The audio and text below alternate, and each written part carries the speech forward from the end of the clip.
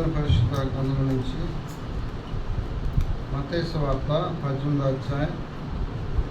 మత్తయి సువార్త 18వ అధ్యాయం మొదటి నుంచి 10 వచనాల వరకు చదువుకున్నాం. మార్చి చదువుకున్నాం. మొదటి నుంచి 10వ వచనం వరకు మార్చి చదువుకున్నాం. మత్తయి సువార్త 18వ అధ్యాయం. ఆ కాలంలో శిష్యులు యేసు వద్దకు వచ్చి, పరలోక రాజ్యం ఎవడు గొప్పవాడని అడగగా, పిలిచి వారి మధ్యను నిలబెట్టుకుని, మీరు మార్పు నుండి బిడ్డల వంటి వారైతేనే కానీ పరలోక రాజ్యంలో ప్రవేశించాలని మీతో నిశ్చయముగా చెప్పుచున్నాను.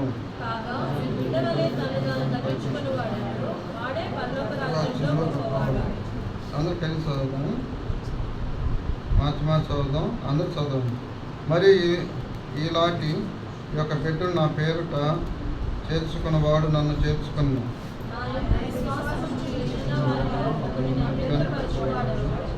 మెడకు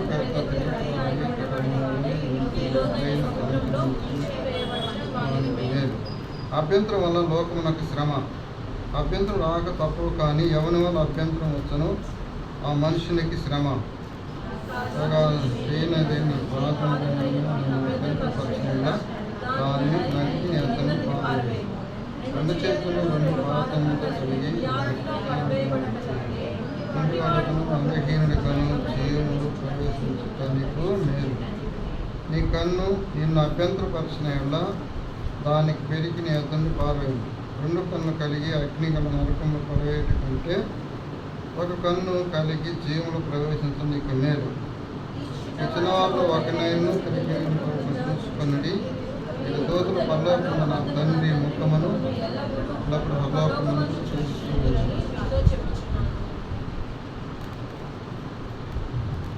ప్రార్థన చేసుకుని దేవుని సహాయం కొరకై. ప్రేమ నమ్మకం కలిగిన పరలోక తండ్రి, పరిశుద్ధ రాజా, ఘనమైన తండ్రి, వందనాలు స్తోత్రాలు చెల్లిస్తున్నాం. చదవని వాక్యం దీవించండి, ఆశీర్వదించండి. అయోగ్యంగా నన్ను జ్ఞాపకం చేసుకుని సదలు నిలబెట్టుకుని కృప దయచేయండి. దాని మత్తయి సువార్త 10:20 ప్రకారం, లోకాసువార్త 12:12 ప్రకారం మీరే మాతో మాట్లాడుతున్నామని సరే ప్రార్థిస్తున్నాం. దేవ సహాయపడుతున్నామని వాళ్ళు యోగ్యంగా పాల్పొందినట్లు కృప దయచేయమని నన్ను నీ చేతికి అప్పచెప్తూ యేసు ప్రభు నామములో అడిగి వేడుకొనిస్తున్నాం తండ్రి. ఆమేన్.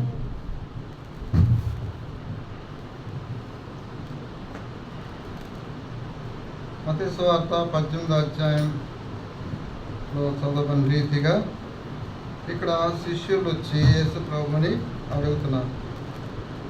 ఏమని అడుగుతున్నా ఈ కాలంలో శిష్యులు యేసు వద్దకు వచ్చి, ఆ కాలమున శిష్యులు యేసు వద్దకు వచ్చి పరలోక రాజ్యం ఎవడు గొప్పవాడని అడగగా, ఆయన ఒక చిన్న బిడ్డను తన యొద్దకు పిలిచి వారి మధ్య నిలబెట్టి ఇట్లా విను. కాబట్టి శిష్యులు ప్రభువుతో ఉంటున్నారు కనుక అన్నీ దేవుడు చేసే కార్యాలు, అద్భుత కార్యాలు, ఆశ్చర్య కార్యాలు అన్నీ చూస్తున్నారు. ఆయన చేసే అన్నీ కూడా తెలుసుకుంటున్నారు. అయితే వీళ్ళు ఒక సందేహము కలిగింది. ఇది ఎక్కడైనా మామూలుగా ఎవరికైనా వచ్చేది. యాడ జీవించినా, ఏ విధంగా జీవించినా, లోకంలో ఉండే వారికైనా అలాగే విశ్వాసులకైనా ఉండే ఈ యొక్క ఆలోచన ప్రతి ఒక్కరికి ఉంటుంది. కాబట్టి ఇక్కడ ఎన్ని కార్యాలు చేస్తున్నాం, చూస్తున్నాం, దేవుడు చెప్పింది చేస్తున్నాం. కాబట్టి యేసుప్రభు దగ్గరికి వాళ్ళకి ఒక సందేహం వచ్చి యేసుప్రభు దగ్గరకు వచ్చి అడుగుతున్నారు. ఏమని అడుగుతున్నారు? పరలోక రాజ్యంలో ఎవడు గొప్పవాడని అడిగినారు. కనుక అడగటంలో తప్పేం లేదు. వాళ్ళకి వచ్చిన సందేహం మనకు ఉంటుంది కదా. ఎవరు గొప్పవాడు పరలోక రాజ్యంలో? ఎవరు గొప్పవాడు ఎవరికి తెలియదు కదా. వాళ్ళకి తెలియదు పరలోక రాజ్యం ఎలా ఉంటుందో, వాళ్ళకి తెలియదు. కనుక యోహాను మాత్రము చివరిలో తెలుసుకుంటాడు. పద్మాస్ దేవిలో యోహాను వేసినప్పుడు దేవుడు యోహానుతో మాట్లాడినప్పుడు పరలోకం అనేది ఎట్లా ఉంటుందని అప్పుడు తెలుసుకుంటూ వచ్చాడు. కానీ ఈ శిష్యులకు తెలియదు. కానీ ఒక రాజ్యం ఉన్నదని మాత్రము తెలుసు. కాబట్టి వారు అంటున్నారు, ప్రభు దగ్గరికి వచ్చి పరలోకంలో ఎవరు గొప్పవాడు అని అడుగుతున్నారు. కనుక మనం కూడా సహజంగా ఆడైనా గొప్పవాడు ఉండాలని కోరుకోవటంలో తప్పులేదు. కానీ ఎవరు గొప్పవాడు అనేది ఇక్కడ ఒక ప్రశ్న. కాబట్టి యేసు ప్రభునే వాళ్ళు అడుగుతున్నారు, పరలోక రాజ్యంలో ఎవరు గొప్పవాడంటే ఎవరని చెప్పగలం? దేవుడైతే చాలా విషయాల్లో పరలోకంలో చాలా గొప్ప కార్యాలు ఉన్నాయి అని సెలవిస్తూ వచ్చారు. ఎవరైతే మరణం వరకు నమ్మకంగా జీవిస్తారో వాళ్ళకి ఏమంటుందంట? జీవ కిరీటం ఇవ్వబడను అని ఉంది. కాబట్టి ఏముంటాయి పరలోకంలో? జీవ కిరీటాలు ఉంటాయి, బహుమానాలు ఉంటాయి. కనుక దేవుడు ఆధిక్యతలు అన్నీ ఉంటాయి. కనుక వారికి తెలియదు ఆ సమయంలో. కనుక వారు విద్య లేని పామరులు, అప్పుడు బైబిల్ లేదు. కాబట్టి వాళ్ళు ప్రభువుని అడుగుతున్నారు, పరలోకంలో ఎవరు గొప్పవాడు? ఎందుకంటే ఈ లోకంలోనే వాళ్ళకి అలాంటి సమస్యలు ఉంటాయి. కనుక యేసు ప్రభుతో పనిచేస్తున్న దేవుడు అన్నాడు, నేను ప్రేమించిన శిష్యుడు పేతురు, యోహాను అని దేవుడే అన్నాడు.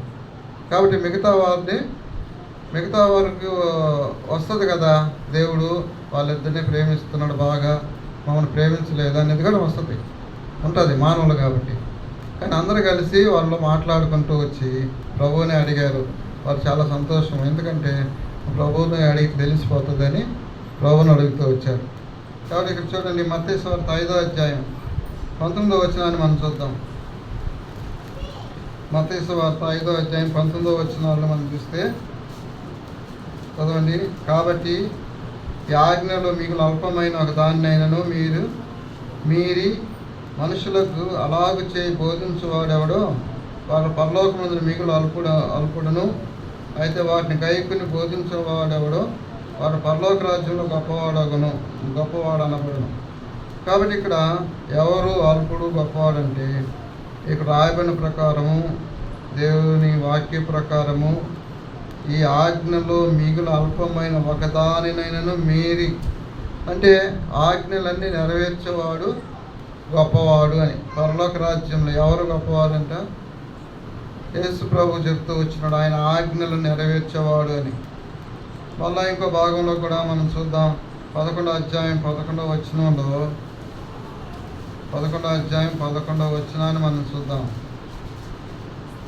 కనుక స్త్రీలు కనిన వారిలో బాప్తిస్మిచ్చే యోహాను కంటే గొప్పవాడు పుట్టలేదని నిశ్చయముగా మీతో చెప్పుచున్నాను. ఆయనను పరలోక రాజ్యంలో అల్పుడైన వాడు అతని కంటే. కాబట్టి ఇక్కడ దేవుడు గొప్ప విషయాన్ని తెలియజేస్తున్నాడు. స్త్రీలు కనిన వారిలో బాప్తిస్మిచ్చే యోహాను కంటే గొప్పవాడు ఎవడు లేడు అని సర్టిఫికేట్ ఇచ్చేసాడు దేవుడు. కనుక గొప్పగా యోహాను గురించి చెప్తూ వచ్చాడు. అయితే చెబుతూ అయినను పరలోక రాజ్యంలో అల్పుడైన వాడు అతని కంటే గొప్ప. పరలోక రాజ్యంలో అల్పుడైన వాడు అంటే తక్కువ అయిన వాడు, లేదంటే తగ్గించుకున్నవాడు, వాడు యోహాను కంటే గొప్పవాడు అంటున్నాడు. దేవుడు ఏం చెప్పాడు? స్త్రీలు కన్న వాళ్ళు యోహాను కంటే గొప్పవాడు ఎవడు లేడు అన్నాడు. మళ్ళా ఏం చెప్పినాడు? పరలోక రాజ్యం ఎవరు అల్పులుగా ఉంటారో, ఎవరు తగ్గించుకొని ఉంటారో వారు యోహాను కంటే గొప్ప. కాబట్టి దేవుడు నీకు నాకు ఆయన గొప్ప ఆధిక్యతనిచ్చినాడు పరలోక రాజ్యంలో అల్పులుగా ఉండేదానికి. కాబట్టి యోహాను కంటే గొప్పవాడిగా మనల్ని దేవుడు చేస్తూ వచ్చినాడు.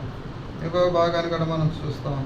లూకాసు 20వ అధ్యాయం 26వ వచనం, మత్తయి సువార్త 20వ అధ్యాయం 26వ వచనాన్ని మనం చూద్దాం.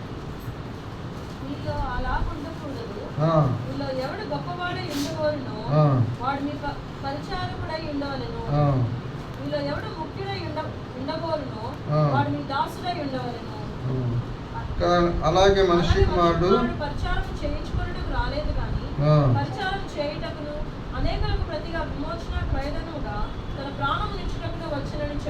కాబట్టి ఇక్కడ ఈ భాగంలో మనం చూసినప్పుడు ఏమంటే, మీలో ఎవడు గొప్పవాడు ఎన్నుకోరిన వాడు మీ పరిచారకుడై ఉండవలను, పరిచయం చేసేవాడుగా ఉండాలి. కనుక పరలోక రాజ్యంలో గొప్పవాడుగా మనం ఉండాలంటే మనం ఏం చేయాలి? భూలోకం మీద పరిచారం చేసేవాడుగా ఉండాలి, పరిచయం చేసేవాడుగా ఉండాలి. అలాగే మీలో ఎవడు ముఖ్యుడై ఉండకూరిన వాడు మీ దాసుడై ఉండవలను. ఎవరంట? దాసుడు. కనుక దేవుని దాసుడిగా ఉండవు, మనుషులకు దాసుడిగా కాదు, కానీ దేవుని విషయాలు చెప్తూ వస్తున్నాడు. కనుక గొప్పవాడు ఎండు కోరితే పరిచారకుడై ఉండాలి. అలాగే ముఖ్యుడై ఉండాలంటే దేవుని దాసుడుగా ఉండాలి. పరిచారం చేయాలి, పరిచర్య చేయాలి, అలాగే దాసుడిగా జీవించాలి. అందుకే యేసు ప్రభు గురించి తను ఎలాగ చెప్తున్నా అంటే, నేను అలాగే మనిషి కుమారుడు పరిచారం చేయించుకుని రాలేదు, కానీ పరిచారం చేయుటకు అనేకులు ప్రతిగా విమోచన క్రయధనముగా తన ప్రాణం ఇచ్చుటకు యేసు ప్రభు వచ్చాడు. కాబట్టి యేసు ప్రభు తగ్గించుకుంటున్నాడు. ఆయన పరిచర్య చేయుటకు వచ్చాడు, పరిచారం చేయించుకుంటకు రాలేదు. కనుక ఆయన ఈ లోకాన్ని ఎవరి చేత పరిచర్య చేయించుకోలేదు, కానీ పరిచర్యని చేపిస్తూ వచ్చాడు. కాబట్టి ఆయన ఎక్కడ జీవించినాడు, ఏడో ఆహారం తిన్నాడు అనేది అంతా గోప్యం. ఎందుకంటే ప్రభు పగలంతా పరిచర్య చేస్తాడు, రాత్రి అంతా ఆయన ప్రార్థనలో ఉంటాడు. కనుక ఎక్కడ భోజనం చేసినట్టు మనకి ఎక్కడ రాయబడలేదు. కాబట్టి ప్రభువు ఈ లోకానికి వచ్చి పరిచర్య చేయడానికి తగ్గించుకుంటాడు. ప్రభువే తగ్గించుకున్నాడు. అందుకే ఆ పిలుపు రాసిన పత్రికలు అనుకుంటాను, శిలువ మరణం పొందినంతగా తగ్గిస్తాం. కాబట్టి యేసు ప్రభు చాలా ఎంతగా తగ్గించుకున్నాడంటే అంతగా తగ్గించుకుంటూ వచ్చినాడు. కాబట్టి పరలోక రాజ్యంలో అత్యున్నత సింహాసనం కూర్చుని దేవుడు ఈ లోకానికి వచ్చినాడు. కనుక ఆయన తగ్గించుకొని మానవులను రక్షించుట కొరకు ఆయన ప్రాణం పెట్టినాడు. కనుక మనలకు కూడా తగ్గింపు కలిగి జీవించాలని శిష్యులకు కూడా నేర్పిస్తూ వచ్చినాడు. యేసు ప్రభు తగ్గించుకున్నాడు. ఆయన జీవితమే తగ్గింపు జీవితం, ఆయన జన్మము తగ్గింపు జన్మము. కనుక ఆయన అలాగూ నేర్పిస్తూ వచ్చినాడు. కానీ వీళ్ళకి ఏమొచ్చిన సమస్య, నేను గొప్ప నీవు గొప్ప అనేది పేతురు యోహానులు ఈ మాట పేతురికే వచ్చి ఉంటారు. కనుక వీళ్ళందరూ కూడా ప్రభు దగ్గరకు వచ్చినప్పుడు ఆయన ఈ యొక్క మాటలు చెప్తూ ఆయన ఏం చెప్తున్నాడో మన భాగంలోకి రండి. 18వ అధ్యాయంలో యేసు ప్రభు కొన్ని మాటలు వాళ్ళకి నేర్పిస్తూ వచ్చారు. చూడండి, ఇక్కడ అంటున్నాడు 2వ వచనము, 18వ అధ్యాయం 2వ వచనం. ఆయన ఒక చిన్న బిడ్డను తన ఎద్దకు పిలిచి వారి మధ్య నిలవబెట్టిట్లను, మీరు మార్పు నుండి బిడ్డలంటే వారైతే కానీ పరలోక రాజ్యంలో ప్రవేశించి మీతో నిశ్చయముగా చెప్పుతున్నాను. కాబట్టి ఇక్కడ ఎవరిని పిలుస్తున్నారు? ఎవరినో పెద్దవాళ్ళని, ముసలి వాళ్ళని, నడి వయసుకుని పిలవల. ఎవరిని పిలుస్తున్నారు? చిన్న బిడ్డలను పిలుస్తున్నారు. కనుక వారిని పిలిచి వారిని తీసుకొచ్చి వారిని చూపించి ఇలాంటి వారిది పరలోక రాజ్యం అని సెలవిస్తున్నారు. ఎందుకు వారి చిన్న బిడ్డల విషయంలో దేవుడు వారిలాగా ఉండాలని చెప్తూ వచ్చినాడంటే, చిన్న బిడ్డలంటే ఏ పాప దోషం లేని వారుగా ఉంటారు. కాబట్టి చిన్నప్పుడు మనం చూస్తుంటాం, పిల్లలు ఉంటారు. పిల్లలు విలేజ్లో అయితే మనకు బాగా అర్థం అవుతుంది. చుట్టుపక్కలన్నీ పక్క ఇల్లు ఉంటాయి కాబట్టి పిల్లలు ఏం చేస్తుంటారు, వారు ఆడుకుంటూ కొట్టుకుంటారు. వాళ్ళిద్దరు వెళ్ళి ఏం చేస్తారంటే వాళ్ళ అమ్మకి వీళ్ళ అమ్మకి చెప్పుకుంటారు. వాళ్ళ అమ్మలిద్దరు వచ్చి గొడవలు పెట్టుకుంటారు. కనుక మావాడు కట్టినాడు, మీ వాడు మావాడిని కట్టినాడు, మావాడు కట్టి అంటే వాళ్ళిద్దరూ వదిలేసి వీళ్ళిద్దరు గొడవలు పెట్టుకుంటారు. అయితే చివరిగా మనం చూస్తే 1 గంట తర్వాత చూస్తే మళ్ళీ వాళ్ళిద్దరు కలిసి ఆడుకుంటూ ఉంటారు. వీళ్ళిద్దరు ఏం చేస్తారు, గొడవలు పెట్టుకొని పలుకోకుండా దూరంగా ఉంటారు. కానీ ఆ పిల్లలు ఇద్దరు ఏం చేస్తారు, మళ్ళీ 1 గంట దారి వాళ్ళు కలిసి ఆడుకుంటూ ఉంటారు. అంటే వాళ్ళు ఏమి ఉండదు, వాళ్ళు పాపం అనే ఉండదు, భేదం అనే ఉండదు, కల్మషం అనేది ఉండదు. కాబట్టి అందుకే దేవుడు చిన్న బిడ్డలను మనం ఇక్కడ చూద్దామండి ఏమని పిలుస్తున్నారు, మార్పు నుండి బిడ్డల వంటి వారైతే కానీ. ఎలాంటి వంట? మార్పు నుండి బిడ్డల వంటి వారు. కనుక దేవుని ఎరిగిన మనము కూడా మార్పు నుండి నా వారం. కాబట్టి మనం ఎలా ఉండాలి? బిడ్డలంటి స్వభావము కలిగిన వారిగా ఉండాలి. ఆ బిడ్డలు ఎలా ఉంటారో చూద్దామండి. 1 పేతురు 2వ అధ్యాయం 1 పేతురు 2వ అధ్యాయం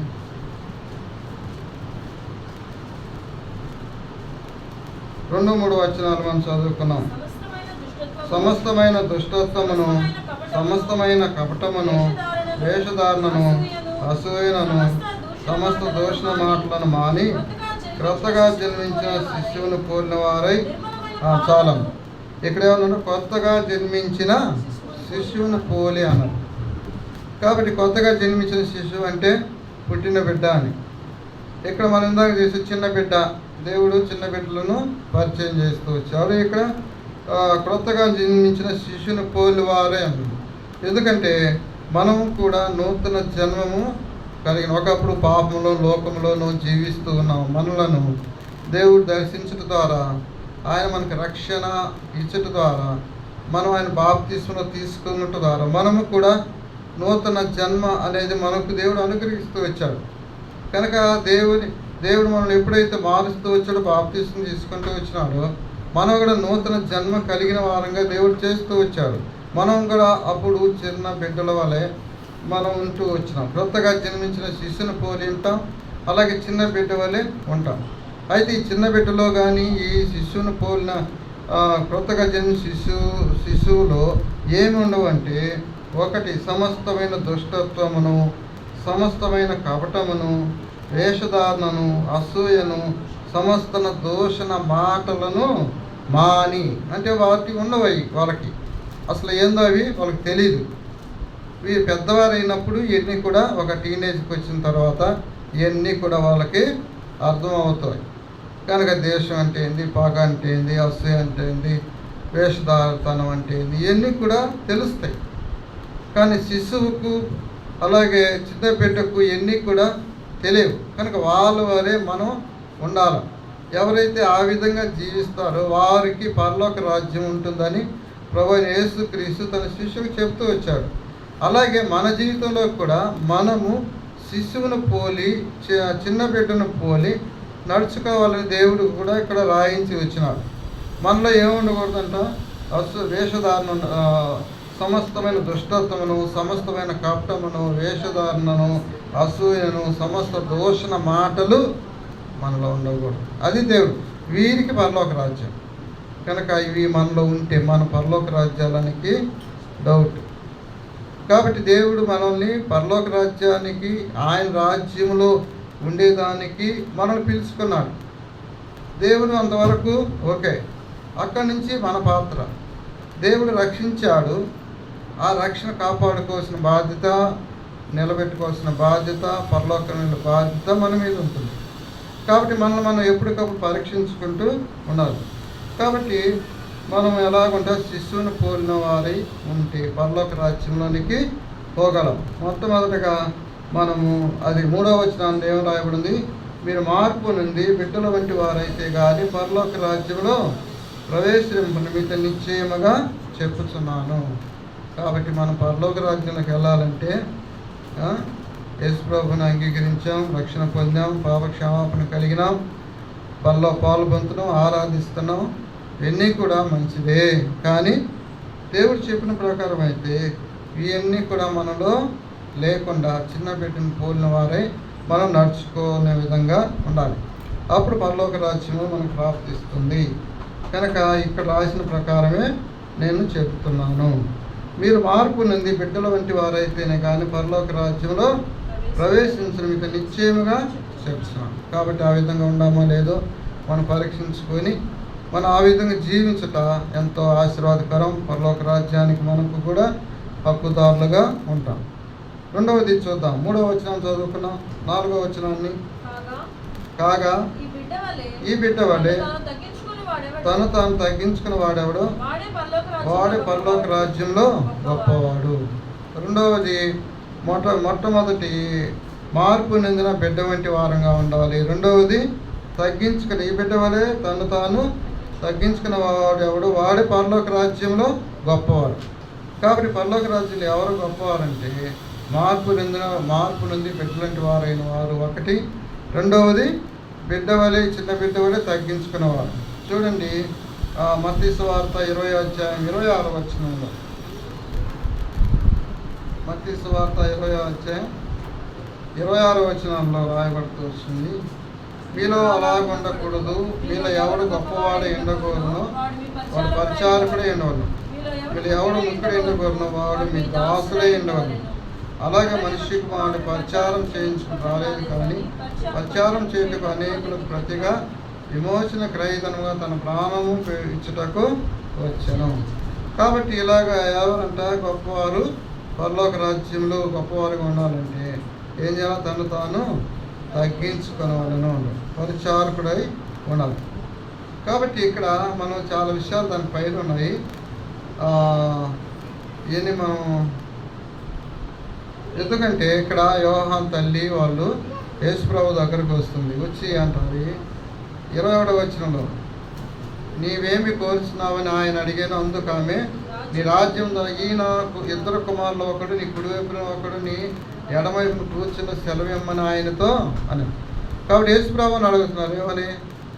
నా 2 కుమారులు యోహాను తల్లి వచ్చి, నా 2 నీ కుడి పక్కన ఒకరు, ఎడమ పక్కన 2 కూర్చోండి నువ్వు అని అడుగుతున్నారు. యేసుప్రభు చెబుతున్నాడు, మీరేం అడుగుతున్నది మీకు తెలియదు, నేను త్రాగబో గిన్నెలోంచి మీరు త్రాగగలరా అంటుంది. ఆమె సమాధానం ఏంటంటే అని అడుగువారు త్రాగగలరని ఆమె సమాధానము ఇచ్చింది. అలాగే కనుక యేసుప్రభు పక్కన కూర్చోవాలన్న ఆధిక్యత కావాలని ఆమె కోరుకుంటూ వచ్చింది. మంచిదే, కానీ అంత స్థాయికి అది ఎవరిది? ప్రభు స్థానం. ప్రభు స్థానం కాబట్టి అది కావాలి, దాని పక్కన కూర్చోవాలని కోరుకోవటం మంచిదే. కానీ ప్రభు అంటాడు, నేను తాగే గిన్నెది వారు త్రాగగలరా అంటారు. అంటే ప్రభు పొందే శ్రమంలో ప్రభు తెలుసు, నా ప్రాణం పెట్టాలి కనుక ఈ శ్రమలు అనుభవించాలనేది ప్రభు తెలుసు. ఇన్ని శ్రమలు వాళ్ళు అనుభవించగలరా అని అంటున్నారు. కాబట్టి ఆమె కూడా ప్రతి మనిషికి గొప్పవాడిగా ఉండాలని ఆశ ఉంటుంది, ఆధిక్యత కలిగి ఉండాలని ఆశ ఉంటుంది, పరలోక రాజ్యంలో ఉన్నత స్థానం కలిగి ఉండాలని ఆశ ఉంటుంది. ఆశ ఉండాలి, కానీ ఆశకు తగ్గట్టుగా కూడా జీవించాల. అలాగే యోహాను శిష్యులందరూ కూడా ఏమైనారు?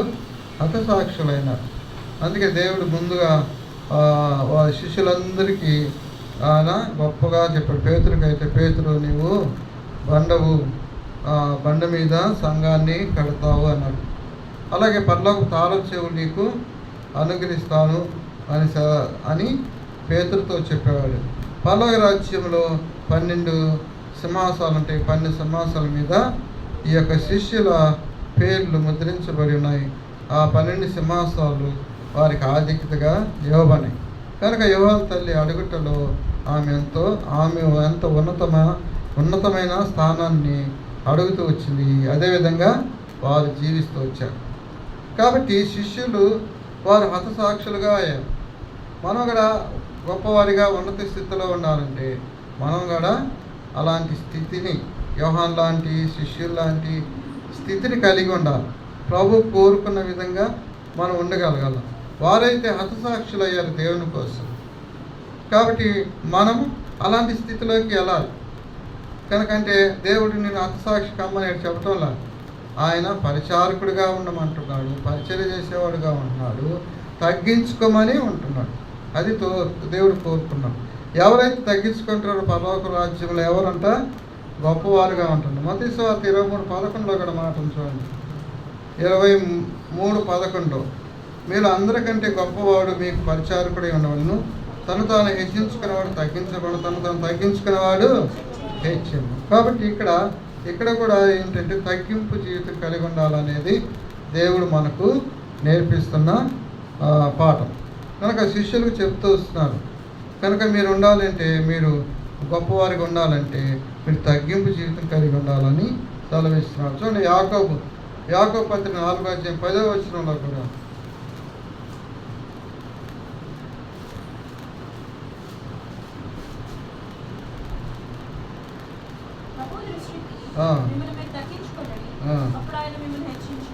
కాబట్టి ఎవరి దృష్టికి మనం తగ్గించుకోవాలా? ప్రభు దృష్టికి మనం తగ్గించుకోవాలి. లోకంలో ఉండే మనుషుల కోసము లేక పరిస్థితుల కోసము మనం తగ్గించుకోకూడదు. కనుక నువ్వు ఎలాంటి జీవితం జీవించినా, నువ్వు ఎక్కడ తగ్గించుకున్నా, ఇంట్లో తగ్గించుకున్నా, సంఘంలో తగ్గించుకున్నా, ఆఫీసులో తగ్గించుకున్నా, నువ్వు ఎక్కడ తగ్గించుకున్నా సరే దేవుని దృష్టిలో దేవుని ఎదుట తగ్గింపు లేకపోతే మన పరలోక రాజ్యంలోకి వారసులం కామని, గొప్పవారిగా ఉండలేమని దేవుడు చెప్తున్నాడు. కాబట్టి ప్రభు దృష్టికి మనం తగ్గింపు కలిగిన వారంగా జీవించాలి. అది దేవుడు కోరుకుంటున్నారు. కనుక దేవుడు మెచ్చాలి, మన తగ్గింపుని దేవుడు గుర్తించాలి, మన యొక్క తగ్గింపుని దేవుడు చూడాలి. కనుక దేవుని దృష్టిలో మనం తగ్గింపుగా లేకపోకుండా మనుషుల దృష్టిలోనూ లోకం దృష్టిలో ఉంటే అది మనం పరలోక రాజ్యంలో గొప్పవాడుగా ఉండలేము. అందుకే చూడండి, 1 పేతురు 5వ అధ్యాయం 5-6 వచనాలు మనం చదువుకున్నాం. 1 పేతురు 5వ అధ్యాయం.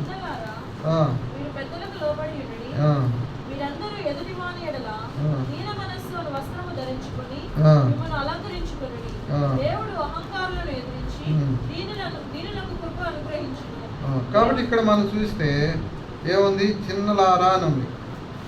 చిన్నలారా, మీరు పెద్దలకు లోబడి ఉండి మీరందరూ ఎదుటి వాని ఎడల దీన మనసున వస్త్రం ధరించుకుని మిమ్మను అలంకరించుకొనుడి అన్నాడు. 6వ వచనానికి వస్తే, దేవుడు తగిన సమయం మీరు హెచ్చించినట్లు ఆయన బలిష్టమైన చేతి కింద దీన మనస్కులై ఉండుడి అన్నాడు. కనుక మనము తగ్గింపు జీవితం కలిగిన వారు ఎవరికి? దేవుని దృష్టిలో తగ్గించుకునే వారు ఉండాలి. అలాగే ఆయన బలిష్టమైన చేతి కింద దీన మనస్కులై ఉండాలి. కాబట్టి దీన మనస్సు అనేది మనకు కలిగి మనం జీవించాలి. కాబట్టి మనం తగ్గింపు కలిగి ఉంటే పరలోక రాజ్యంలో గొప్పవాడుగా ఉండేదానికి దేవుడు ఇష్టపడుతున్నాడు. యోహాను సువార్త 13వ అధ్యాయం 4వ వచనంలో కూడా మాట ఉంది. యోహాను సువార్త 13వ అధ్యాయం 4వ వచనాన్ని మనం చదువుకున్నాం.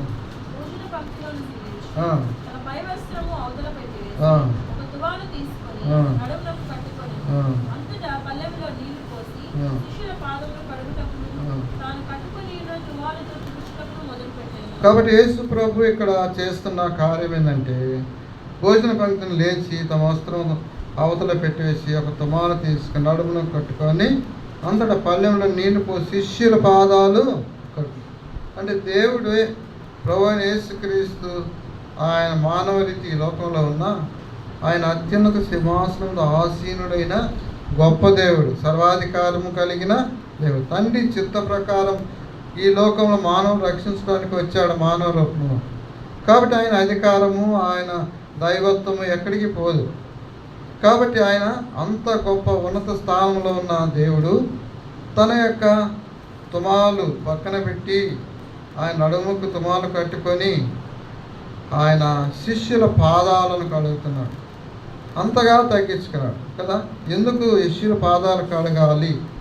ఎందుకు అంత అవసరము ఉందా అంటే, యేసు ప్రభువే అంత గొప్ప దేవుడు నా పాదాలు కడిగాడు, నేను ఎంతగా తగ్గించుకో. వాళ్ళు అడిగారు కదా, ఎవడు గొప్పవాడు పరలోక రాజ్యంలో? ఎవరు గొప్పవాడు అంటే తగ్గించుకున్నవాడు గొప్పవాడు. అందుకే ప్రభు వారికి తగ్గింపు జీవితాన్ని నేర్పిస్తూ వచ్చాడు.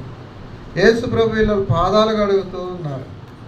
కాబట్టి ఎప్పుడైతే పాదాలు కడుగుతున్నారో వాళ్ళు కూడా ఎంతో ఆశ్చర్యపోతూ వచ్చినారు. పేతురైతే ప్రభు నా పాదాలు కడుగుద్దా అంటాడు. నువ్వేంటి ప్రభు మా పాదాలు కడగటం అంటే, పేతురు దేవుడు అంటాడు, నీ పాదాలు కడగపోతే రాజ్యంలో పాలు లేదంటాడు. కాబట్టి ఆయన ఎంతగా ప్రభు తగ్గించుకుంటూ వచ్చినాడు, వాళ్ళకి నేర్పిస్తూ వచ్చాడు.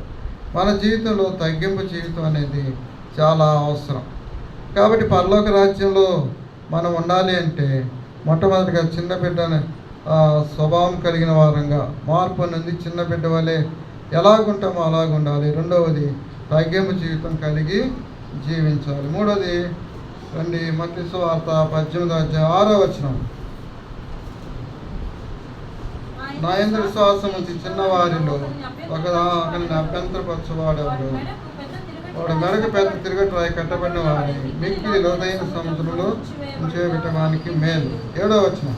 అభ్యంతరం వలన లోకమునకు శ్రమ, అభ్యంతరం రాక తప్పవు కానీ ఎవరి వల్ల అభ్యంతరం వచ్చినా ఆ మనుషునికి శ్రమ. కాబట్టి ఇక్కడ మూడవది అభ్యంతరములు, ఆటంకాలు. అభ్యంతరాలు అంటే ఆటంకాలు. కనుక మనకు వచ్చే ఆటంకాలు, అలాగే మనం ఇతరులకు అభ్యంతరకరంగా ఉంటాం అంటే ఆటంకరంగా ఉండకూడదు. దేవుని పనిలో, దేవుని పరిచర్యలో కానీ దేంట్లో కూడా అభ్యంతరకరంగా ఉండకూడదు. దేవుడు చెప్తున్నాడు, ఎవరైతే అభ్యంతరంగా ఈ చిన్న వారిలో ఒకరిని అభ్యంతరపరచేవాడు. కనుక యేసు ప్రభు చిన్నపిల్లలు వస్తే వాళ్ళు శిష్యులందరూ ఏం చేశారు, వాళ్ళని ఆటంకపరుస్తూ వచ్చారు. అప్పుడు అంటాడు, వాళ్ళని ఆటంకపరచకండి, వాళ్ళు నా ఎదుకు రానిడి, ఇలాంటి వారిది పరలోక రాజ్యం అని చెప్పాడు.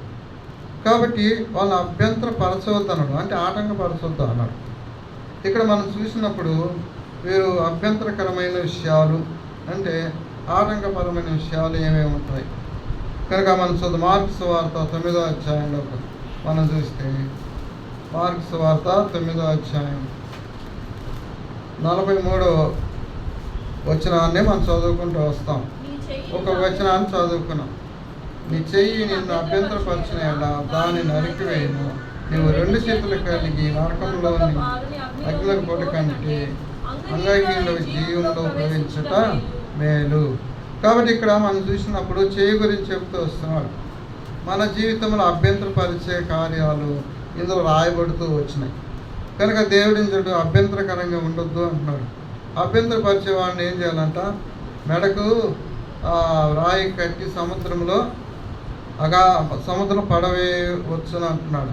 ఎందుకు రాయి అంటే, సముద్రంలో ఎక్కడ పడిన ఏ వస్తువు అయినా కొన్ని దినాలకి కొన్ని సంవత్సరాలకైనా ఒడ్డుకొచ్చేస్తుంది.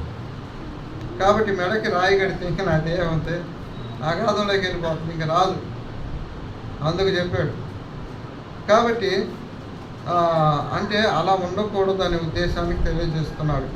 ఇక్కడ మనకు ఉపయోగపడేది ఏంటంటే, నీ చేయి నిన్ను అభ్యంతరపరిచిన ఎడలా దానిని నరికివేయము, నీవు 2 చేతులు కలిగి నరకంలో నీ 6 అగ్నుల పోటు కంటే అంగహీనుడు జీవములో ప్రవేశించుట మేలు అంటాడు. ఏది మేలు? 2 చేతులు కలిగి నరకంలో పడే కంటే 1 చెయ్యి కలిగి జీవములో ప్రవేశించుట మేలు అంటున్నాడు. అంటే అభ్యంతరము ఉన్నప్పుడు తీసివేయమంటున్నాడు. ఏడేమన్నాడు, నీ చెయ్యి అభ్యంతరపరిస్తే అది నరికివేయమన్నాడు. అంటే దేవుడు నరికివేయమంటే అంగవైకల్యం కలిగి ఉండమని కాదు, కానీ తీసివేయమంటున్నాడు. నీకున్న అభ్యంతరాలు తీసేయమంటున్నాడు. ప్రభు చెబుతూ వచ్చినాడు, ఫలించిన ప్రతి చెట్టుని ఏం చేయమంటాడు, నరికి అగ్నిలో పారవేయమంటాడు. ఎందుకు? అది ఫలించదు కాబట్టి. అలాగే మన జీవితంలో మన చేతులు ప్రభువుకు ఉపయోగపడకుంటే లేదా అభ్యంతరకరంగా ఈ చేతులు ఉంటే అవేం చేస్తున్నాడు, నరికి పారేయమంటున్నాడు. ఎందుకు? దానివల్ల ప్రయోజనం లేదు అంటాడు. 2 చేతులు ఉండే నరకానికి పోయే కంటే అంగవైకల్యం కలిగి దేవుని రాజ్యాలకు పోవట మేలు అంటున్నారు. కాబట్టి దేవుడు నరికివేయమంటే నరికివేయమని కాదు, కానీ తీసివేయమని. అంటే మనలో ఏమైతే అభ్యంతరాలు ఉన్నాయో ప్రభు దృష్టికి ఇష్టం లేని, మన చేతులతో చేసే ఏది కూడా ప్రభువుకి ఇష్టం లేనివిగా ఉంటాయో అవి తీసివేయమంటున్నాడు. 2వది పక్కనే రాయబడింది 45వ వచనం, నీ పాదము నేను అభ్యంతరపరచిన దాన్ని నరికివేయము, 2 పాదములు కలిగి నరకం పడేటి కంటే కుంటివాడై నిత్య జీవనం ప్రవేశించుట మేలు. కాబట్టి 2వది ఏంటంట, కాలు. 1 చేతులు, 2వది కాళ్ళు. మన కాళ్ళు అభ్యంతరకరంగా ఉంటాయి, అంటే దేవునికి ఇష్టం లేనివిగా ఉంటాయి. అంటే నడవవలసిన ప్రదేశంకు వెళ్ళక కనుక నడవకూడని ప్రదేశానికి వెళుతూ ఉంటే, లేదా దేవునికి ఇష్టం లేని నడవడిక నడుస్తూ ఉంటే అవి దేవుడు అంటాడు తీసివేయమంటాడు. అది తీసివేస్తే మనం ఆ యొక్క జీవము గల ఆ దేవుని రాజ్యంలోనికి మనం ఉండగలం. కనుక ఒక సందర్భాన్ని గుర్తు చేస్తాను. ఎరుకో పట్టణాన్ని జయించడానికి దేవుడు పంపించాడు. అక్కడ ఏం చేశారు, దేవుడు స్పష్టంగా అది శపించబడి దాంట్లో ఏ వస్తువు ఎవరు తీసుకోవద్దు అని చెప్పారు. కాబట్టి ఎవరు కూడా ఆ వస్తువులు ఏది తీసుకోకూడదని యెహోషువ చెప్పాడు. అందరూ కూడా యుద్ధాన్ని జయించి వచ్చారు. హాయి పట్టణానికి వెళ్ళినప్పుడు, హాయి పట్టణం చిన్నది, ఆ చిన్న పట్టణానికి 3000 మంది జనాభా పంపిస్తే వాళ్ళందరూ చచ్చిపోతారు, ఓడిపోతారు. ఎందుకు ఓడిపోతారంటే అక్కడ శపితమైన దాన్ని తీసుకొచ్చారు. ఆకాను ఏం చేశాడు, దేవుడి ఆజ్ఞను మీరి ఒక బంగారు తీగను, చీనారు వస్త్రమును ఇంకా కొన్ని తెచ్చి తన గుడారంలో దాచిపెట్టుకున్నాడు. దేవుడు అంటే రాయబడి ఉంది, నేను అది నిర్మూలిస్తే కానీ నీతో నేను మాట్లాడను అంటాడు. నువ్వు అది నిర్మూలిస్తే కానీ నేను నీకు సహాయం చేయను అంటాడు. అంటే అది నిర్మూలించాలంటే అది పాపంతో కూడినది. తీసివేస్తే కానీ అక్కడ జయం రాదు. అందుకు వారందరూ సీట్లు వేసి ఎవరి మీద దోస్తే వారు చివరగా వారికి ఆకాని మీద చీటీ రావటం, ఆకాని మీద ఆ నింద మోపటం జరుగుతుంది. కనుక ఆకాని చేసిన తప్పిదానికి ఏమైపోయింది? ఆ యొక్క హాయి పట్టణం మీద 3000 మంది చనిపోతూ వచ్చారు ఆయన చేసిన తప్పిదాన్ని బట్టి. కనుక అది నిర్మూలన చేస్తే కానీ మళ్ళీ హాయి పట్టణం మీద జయము రాదు. కాబట్టి మన జీవితాల్లో కూడా దేవునికి ఇష్టమైన కార్యం మనం కలిగి ఉండాలంటే మనలో ఉన్న ఏదైతే దేవునికి ఇష్టం లేనిది ఉంటుందో అది తీసివేసుకోవాలి. అభ్యంతరపరిచేది ఏదైనా, అది పరిచయ విషయంలో కావచ్చు, వ్యక్తిగతం కావచ్చు, కుటుంబం కావచ్చు, ఏదైనా దేవునికి ఇష్టమైనదిగా ఉండాలి. కనుక మనకు తెలుసు దేవునికి నేను అభ్యంతరకరంగా ఏ విషయాల్లో ఉండాను అనేది మనం పరీక్షించుకోవాలి. కనుక ఎవరి జీవితంలో వాళ్ళకు ఉంటాయి. నా అభ్యంతరాలు మీకు తెలియవు, మీ అభ్యంతరాలు నాకు తెలియవు. కానీ మన అభ్యంతరాలు మనం పరీక్షించుకొని ప్రభు ఇటు తీసివేసుకుంటే అది మనకు పరలోక రాజ్యంలో గొప్పవాడిగా ఉండేదానికి ఎంతో అవసరం అవుతుంది. చూడండి, మత్తయి సువార్త 13వ అధ్యాయం 41వ వచనాన్ని కూడా చదువుకున్నాం.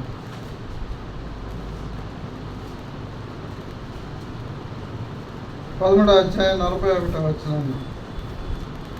మనిషి కుమారుడు తన దూతలను పంపును, వారు ఆయన రాజ్యం నుండి ఆటంకములకు సకలమైన వాటిని దుర్నీతి పరులను సమకూర్చి అగ్నిగుండములో పడవేయుదరు.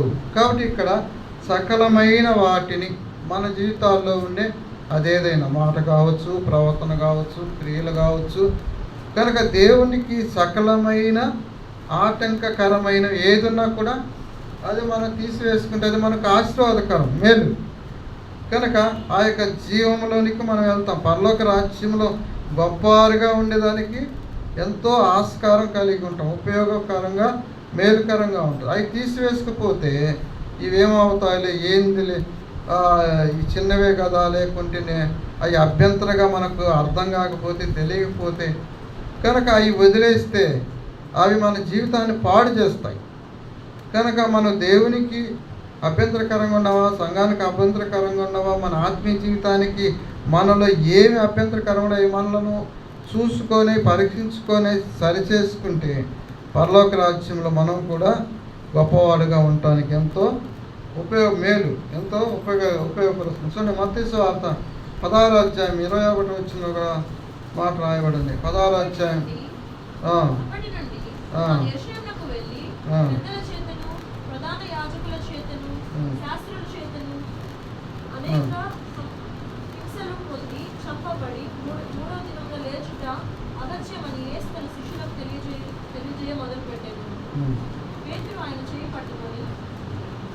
పేతురు ఆయన చేయ పట్టుకొని, ప్రభువా ఇది నీకు దూరమగుగాక, ఇది నీకెన్నడూ కలగదని ఆయనను గద్దింపసాగింది. అయితే ఆయన పేతురు వైపు తిరిగి, సాతానా వెనుక పొమ్ము, నీవు నాకు అభ్యంతర కారణమై ఉన్నావు. కాబట్టి యేసు ప్రభు చెప్తున్నాడు, యేసు ప్రభు జరగబోయే విషయాన్ని చెప్తున్నాడు. ప్రభు ఈ లోకానికి ఎందుకు వచ్చినాడు అనే విషయాన్ని వారికి వివరిస్తున్నాడు. ఎందుకంటే నేను అనేకుల చేత శాస్త్రుల చేతను హింసింపబడి చంపబడి 3వ దినమున లేస్తాను అని శిష్యులు చెప్తున్నారు. అయితే పేతురు అంటున్నాడు, ప్రభు ఇది నీకు దూరమగు కాక అంటున్నాడు. అంటే తండ్రి చిత్తాన్ని నెరవేర్చడానికి ప్రభు ఈ లోకానికి వచ్చారు, ఆయన చిత్తాన్ని నెరవేర్చాలి. కనుక ఆ విషయాన్ని ప్రభు వారికి చెప్తున్నాడు. నన్ను హింసిస్తారు, కొడతారు, సిలువేస్తారు, నేను చనిపోతాను, సమాధి చేస్తాను, మరలా లేస్తానంటే పేతురు అవన్నీ పట్టించుకోకుండా ప్రభు నీకు అది దూరమవుగాక అంటున్నాడు. కనుక దేవుని కార్యానికి ఆయన ఏం చేస్తున్నాడు? ఆటంకపరుస్తున్నాడు. ఇది జరగొద్దు, ఇలా జరగకూడదు అంటున్నాడు. ప్రభు వచ్చిందే ఆ కార్యం, దేవుని యొక్క మంచి కార్యం చేయడానికి లోకానికి వచ్చాడు. మానవులందరి కొరకు ప్రాణం పెట్టడానికి వచ్చినాడు అన్న విషయం చెప్తున్నా అది దూరమవుగాక అంటున్నాడు. ప్రభు అది నీకు దూరమవుగాక, అది నీకు జరగకూడదు అంటున్నాడు. కనుక అది చేయాలా, ఈ పని చేయాలంటే అది చేయకూడదు అంటున్నాడు. కాబట్టి దేవుని కార్యం అది అంటుంటే ఇది అలా జరగకూడదు అంటున్నాడు. కాబట్టి పేతురికి ఏమో ఎలా మాట్లాడుతున్నాడో తెలియదు, కానీ ప్రభు అంటున్నాడు సాతానా అంటున్నాడు. ప్రభు కార్యాలు ఆటంక పెట్టే వారు కానీ ఆటంక పరిస్థితులు కానీ అవి సాతాను కార్యాలు, సాతాను క్రియలు. కాబట్టి అలాంటి అడ్డుగా ఉండే మన జీవితంలో, మన ఆత్మీయ జీవితంలో కూడా, మన ఆత్మీయ జీవితంలో కొన్ని పనులు చేయాలనుకుంటాం, దేవునికి మంచి కార్యాలు చేయాలనుకుంటాం, ఆ మంగళవారం రావాలనుకుంటాం, బేస్తారం రావాలనుకుంటాం, కానీ సాతానుడు అభ్యంతరపరుస్తుంటాడు. నువ్వు ఉదయం నుంచి డ్యూటీ చేసి వచ్చిన ఏం పోతావు అంటాడు. ఆ డ్యూటీ దేవుడు ఇచ్చిందే కదా, దేవుడు మనకు డ్యూటీ ఇచ్చాడు, బ్రతికడానికి లోకానికి ఉద్యోగం ఇచ్చాడు. కనుక మనం అది ఆధారం చేసుకొని దేవుని మందిరానికి రాం. కష్టమే, కానీ దేవుడు పడిన కష్టంలో మన కష్టం ఎంతో కూడా మనం చూసుకోవాలి. ఇక్కడ అభ్యంతరాలు మన చిన్న చిన్న అభ్యంతరాలు. కనుక ఏలో పోకపోతే వాళ్ళు పోతారు కదా, ఈరోజు పోకపోతే రేపు అవచ్చు కదా. నిజమే, రేపు అనేది మనకు ఉండదు. కనుక మన ఆత్మీయ జీవితంలో దేవుని సన్నిధిని పోగొట్టుకుంటూ ఉంటాం.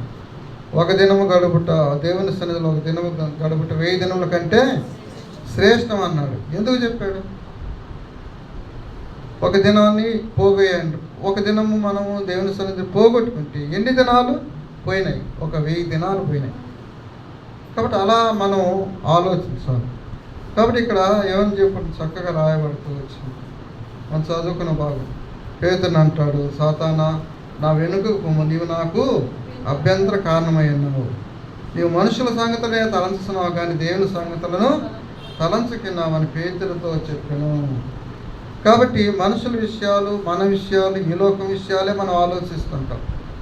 అది ఇంపార్టెన్సీ ఇస్తాం, దానికి సమయం ఇస్తాం, వాళ్ళకి సమయం ఇస్తాం, మనుషులకు సమయం ఇస్తాం, పనులకు సమయం ఇస్తాం, కానీ దేవునికి సమయం ఇవ్వలేము. కనుక ఇది మనకు ఒక అభ్యంతరకరంగా ఉంటుంది, అడ్డుబండగా ఉంటుంది. అవి మనం తీసేసుకోకుంటే, అంటే ఆ పనుల్లో మనం తగ్గించుకొని ప్రభువుకి కొంత సమయం ఇవ్వటం, అంతేగాని పనులకు వెళ్ళొద్దని కదా.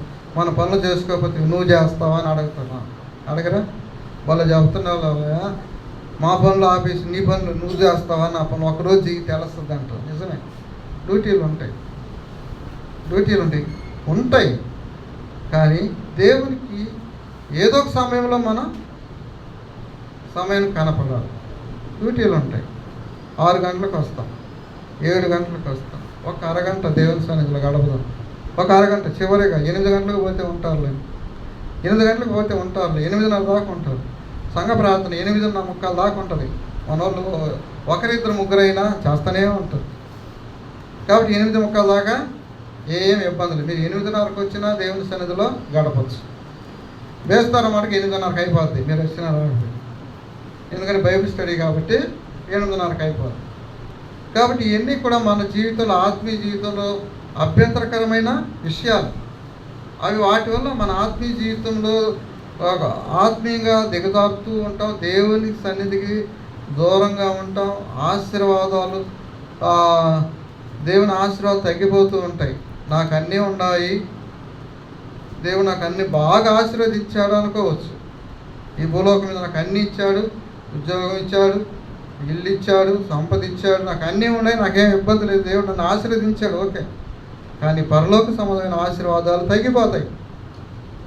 పరలోక సంబంధమైన ఆశీర్వాదాలు మనకు తగ్గిపోతాయి. కానీ భూలోకం మీద దేవుడు ఇచ్చిండొచ్చు, అన్నీ ఉండొచ్చు, కానీ పరలోకంలోకి వెళ్ళినప్పుడు మనం ఏ స్థానంలో ఉంటాం అనేది మనం కూడా గ్రహించుకోవాలి.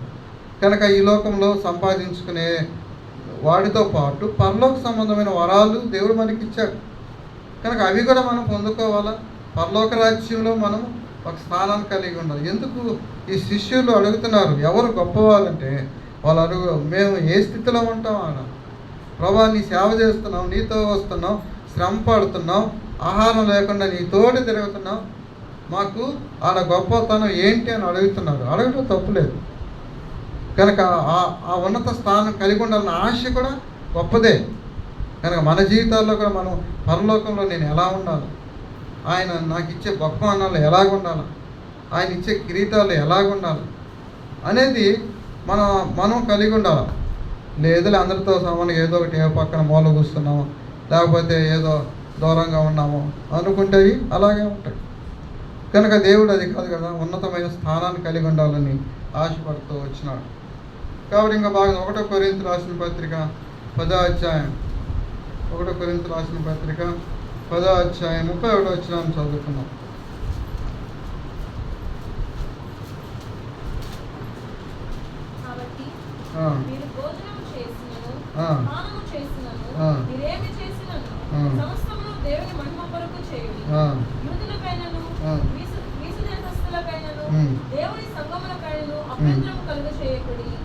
కాబట్టి ఇక్కడ పౌలు సంఘానికి చెప్తూ, మీరు భోజనం చేసిన పానం చేసి మీరేం చేసి సమస్తం దేవుని మహిమ కొరకు చేయాలి. కనుక దేవుని కొరకు చేయాలంటే అది దేవుని మహిమ వచ్చేదిగా ఉండాలి.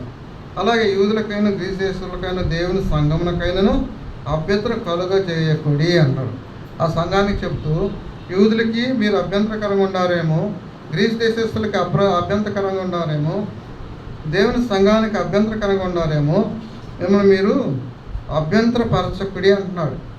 కనుక వీరందరి గురించి ఎందుకు ప్రస్తావించారంటే, బహుశా కొరింథీ సంఘం వారు మేమే గొప్పవారు అనుకొని ఉండొచ్చు, లేదా వారిని నిర్లక్ష్యం చేయొచ్చు, లేదా చిన్నచూపు చూసి ఉండొచ్చు. అందుకే ప్రభువు చెబుతున్నాడు, యూదులకైనా గ్రీసు దేశస్తులకైనా దేవుని సంఘమునకైనా అభ్యంతరము కలుగ చేయకుడి అంటాడు.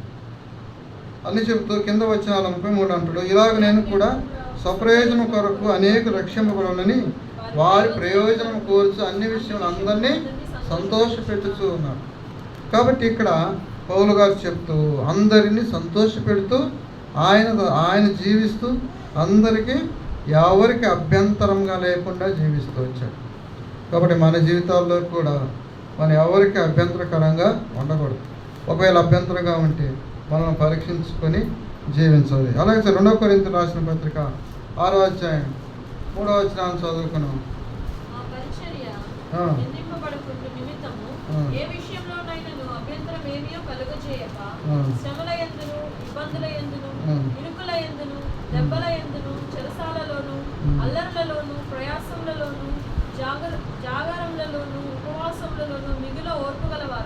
కాబట్టి ఇక్కడ ఈ వచనాలన్నీ జరిగితే చాలా విషయాలు ఉన్నాయి. కనుక పౌలు గారు అంటాడు, మా పరిచర్య నిందింపబడకుండా నిమిత్తం ఏ విషయంలో అయినను అభ్యంతరమేమి కలుగ చేయక. కానీ ఏ విషయాల్లో కూడా మనం అభ్యంతరం కలుగ చేయకూడదు. కనుక మనం ఎవరికి కూడా అభ్యంతరంగా ఉండకూడదు, మనకు మనమే అభ్యంతరంగా ఉండకూడదు, దేవుని పనికి అభ్యంతరంగా ఉండకూడదు, పరిచర్యకి అభ్యంతరంగా ఉండకూడదు, ఏ విషయంలో అభ్యంతరంగా ఉండదు. కనుక అలా అభ్యంతరం ఉంటే పరలోకంలో గొప్పవారంగా ఉండలేము. కాబట్టి మనం చదువుకున్న భాగంగా చూసినట్లయితే శిష్యులు ఏమడుగుతూ వచ్చారు, పరలోక రాజ్యం ఎవడు గొప్పవాడని అడగగా. కనుక శిష్యులు అడుగుతూ ఎవరు పరలోకంలో గొప్పవాడంటే దేవుడు 3 విషయాలు వారికి తెలియజేస్తూ వచ్చారు. ఒకటి, మార్పు నుండి బిడ్డలంటి వారైన వారు పరలోకంలో గొప్పవారుగా ఉంటారు అన్నారు. అలాగే బిడ్డల వల్లే తగ్గించుకునేవారు పరలోక రాజ్యంలో గొప్పవారుగా ఉంటారన్నారు. 3వది, బిడ్డలను అభ్యంతరపరచక ఎవరికి అభ్యంతరంగా ఉండక మీరు జీవిస్తే అవి పరలోక రాజ్యంలో గొప్పవాడుగా ఉంటారు. కాబట్టి మన జీవితంలో మనం కూడా పరీక్షించుకునే సమయం.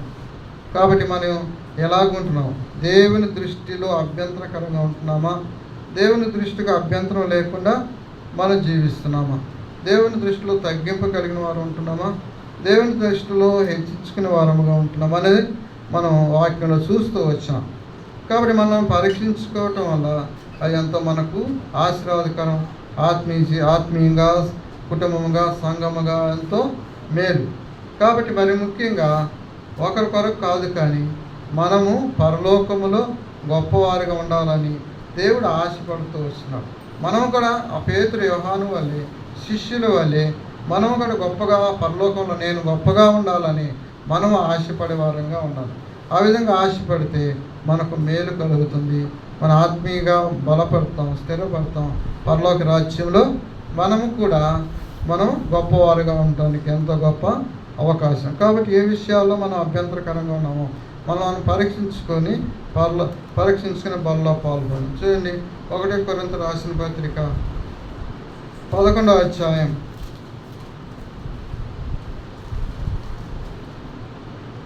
28, 29, 30 వచనాలు మనం చదువుకున్నాం. అందరూ కలిసి చదువుదాం. 27 నుంచి చదువుకున్నాం.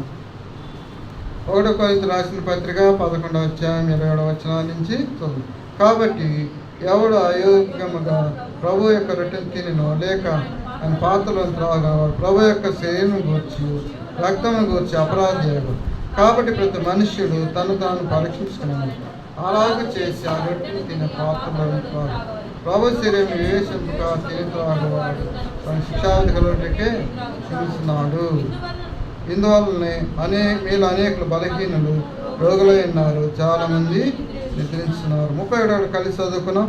అయితే మనల్ని మనం విమర్శించుకునేలా తీర్పు పొందకపోదు. కాబట్టి మనల్ని మనం విమర్శించుకుందాం, సరిదిద్దాం. యోగ్యంగా బల్లో పాల్గొంటే పరలోక రాజ్యంలో దేవుడు మనం కూడా గొప్పవారిగా చేస్తాడు. కాబట్టి ఈ చిన్నవాక్యాన్ని దేవుడు దీవించి ఆశీర్వదించును గాక. మనం పరీక్షించుకున్నాం, ప్రార్థన చేసుకున్నాం.